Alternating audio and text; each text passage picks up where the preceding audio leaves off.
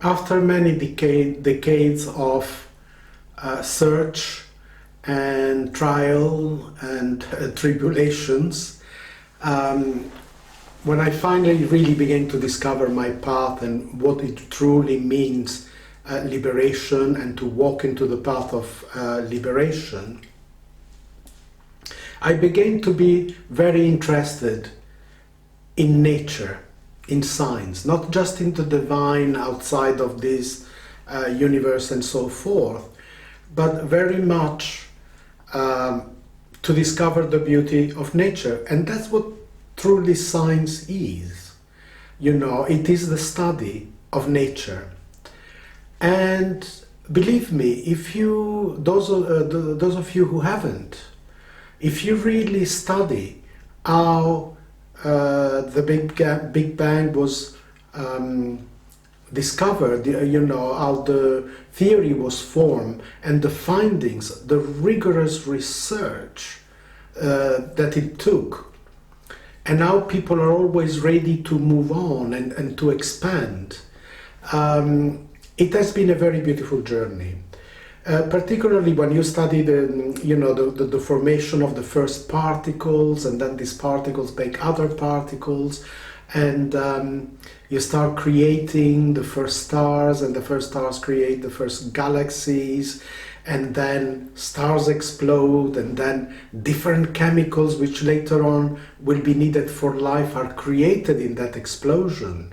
And then in the formation of a star, there are bits and pieces that don't go inside the star, but outside form planets which rotate around the star. And then you go to the formation of our solar system, the geology, the formation of our Earth, and how it then became to be ruled, surrounded by oxygen, vital to life. And you see this progression, and you see that life being born out of stars, exploding stars that create certain chemicals that then land in muddy waters, most probably within the earth, and then the evolution of life occurs. It is a journey which is stunning. And in my case, rather like some spiritual people that, religious people, not spiritual people, but religious people that are really hostile to science because they're afraid that it might contradict their beliefs, you know, and they say, oh, how can it have taken 13.8 billion years for the universe to expand and to come to this point when it actually happened in a few hours or in a few days. So, but what really attracted me to science within this also spiritual path is the symmetries of it. If you, for example, start Kepler's laws, that is just basically how the planets, very much how the planets move around the sun. And the symmetry that occurs, the distance and the size, and somehow they all occupy their own place. And they all have this amazing dance together. Everything that is happening in one part has a reaction in another part, and they all react into each other, and they're all working together. And this happened in the galaxies, and you know, in the larger galaxies, and so forth. So there is no doubt a very beautiful symmetry. And that somehow, you know, brings you closer to this feeling of that inner harmony, that silence, particularly when you then discover that all of this just arises from energy, basically. And even if all this matter was to disappear, you would still have energy, which again can create another universe. It is fantastic. And for me that has meditated for so many years, it just became another subject of meditation, just observing, just being in love with nature. Now, one thing that I've learned to respect is the honesty in science. And yes, there are egos.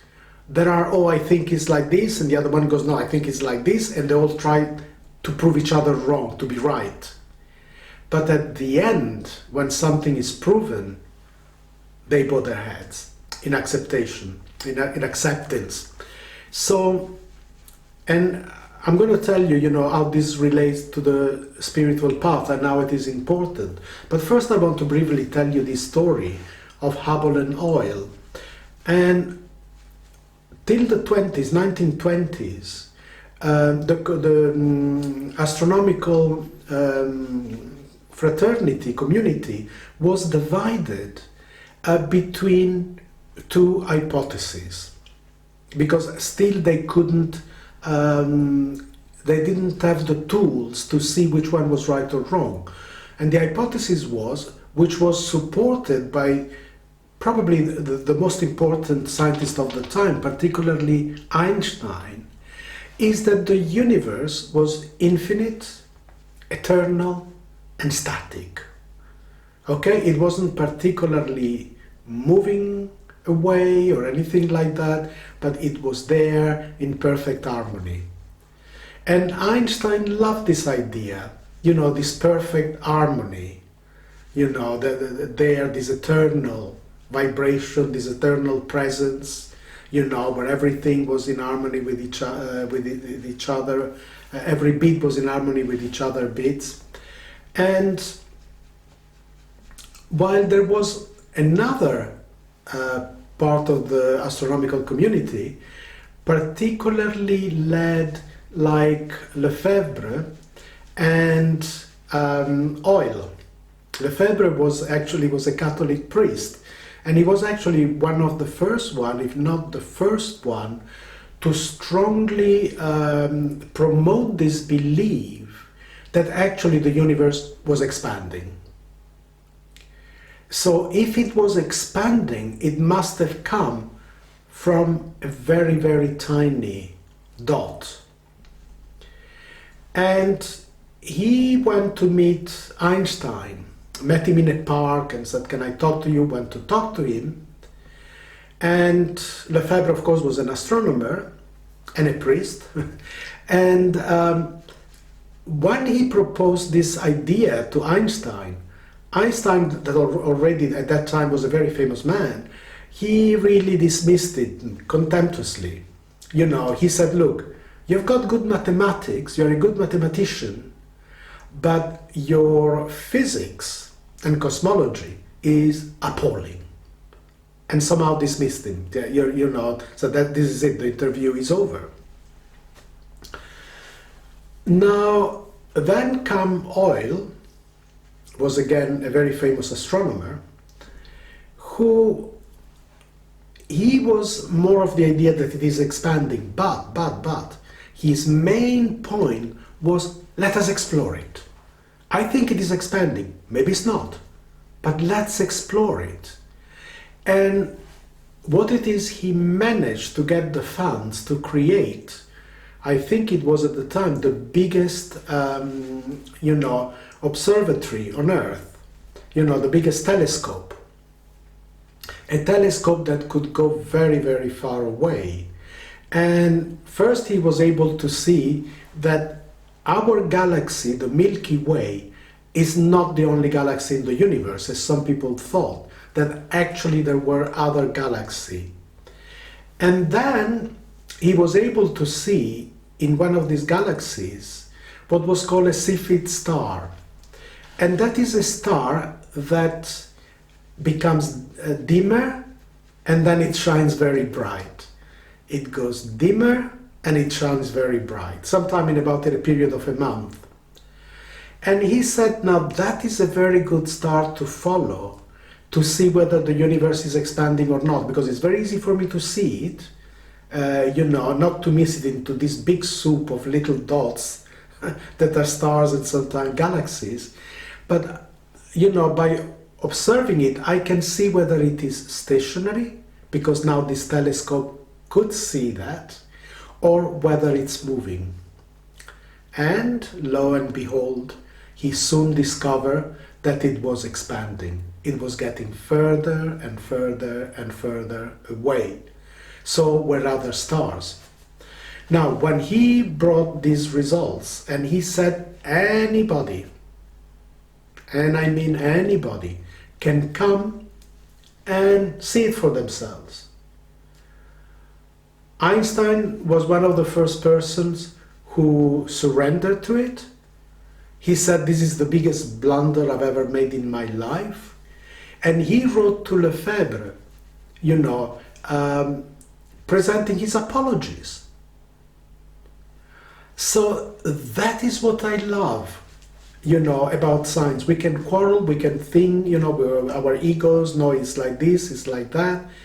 But once we look at it and we see something objectively, we bow our heads and then we say, okay, let's move on now. Let's go ahead and see what comes next. So why this inspires me? Because I found that for me, the spiritual path is a path that requires a scientific mind. And what I mean by that, people just like to read something and go without questioning, just out of an emotion, oh, this is the absolute truth. And then their minds close up and they can't see any further than that. And all they do, then they start quarreling and condemning others that don't think like them. And that leads to a lot of hostility, because people that are stuck in this, they start fighting with other people who are stuck. Because people who are stuck don't move. So it's you move, no, you move, no, you move, and they can go on forever. So the capacity to look at it, to look at a certain theology or path of meditation, whatever, and look at it and go, is this really of benefit? Do I really agree with this or not? Is there something I can take out that really sounds truth to me? And can I follow it and see what happens? In that I like what the Buddha said once to people. They said, don't accept things out of tradition, because my parents believed it, my grandparents believed it, and so forth. Don't accept it out of fear, or something is going to happen to me if I don't accept it. Accept it only once you have tried it and you see that it changes your life for the better. So that's why I've accepted the path of mindfulness, because it's an objective way of looking at yourself, but with a mind that is also filled with love and kindness. So you don't look yourself purely, just a vivisectionist, cutting yourself into it. No, you look yourself as a mother holding its child, but you do it to then release your unnecessary suffering. So once you try that, and once you walk in that path, nature, Mother Nature, or the divine within Mother Nature, use the terms you like, will come, will also meet you halfway, because your sincerity will be appreciated. Believe me, I can tell you that for sure.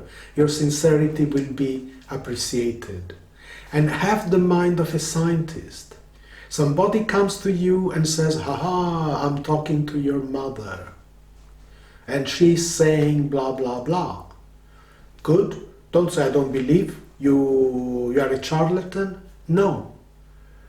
But talk in Italian. I would talk in Italian and see if she understands me. And then I'll say, Mum, what's my middle name? Mum, in which city was I born? And in which year? And if the person doesn't know what to say, I would simply say, sorry, you failed the test. You failed the scientific method. So you also will save yourself from being caught up in some very sad beliefs and impressionism, to go, oh, follow me, look what I can do, when that is not true at all. If someone says to you, oh, I can leave the body and travel throughout the house and go out, you say, fine. In the next room there is my bedroom. Tell me what I got there on the bed. If you can leave the body and do that, just tell me that, And if they can't, then they may be going into some nice spaces, I don't know, but they're definitely not leaving the body and wandering around. So we eliminate a lot of distractions, because it's not about fetching this power or about fetching this miracle or like this, but it's walking straight into the path to liberation from unnecessary suffering, from hatred, So have a very clear mind. When you enter into the spiritual path, my advice is have a clear mind, have an open mind. Don't be all over the place. Once you know that this is, it can be fruitful for you, then take it and move on. But have always an open mind. Walk straight, but sometimes you can move around a little bit. You can skirt around obstacles and stones on the path and so forth. Okay, so you don't have to create a conflict between spirituality and science. Yes, there are some scientists that any mention of spirituality and so forth, they cringe. But I always say to them, be relaxed, everything is energy. For me, that is some kind of reminiscence, of reminding me of some kind of beautiful state of being within that can be experienced. But if you don't believe that, fine. I don't want to start putting words, into the quantum field and start using consciousness, blah, blah, blah. Let's keep it real. Let's keep it real. But you can still be inspired by science to improve your spiritual journey. Again, as I always say, I hope that this talk is and will be of some use to you. Thanks for listening.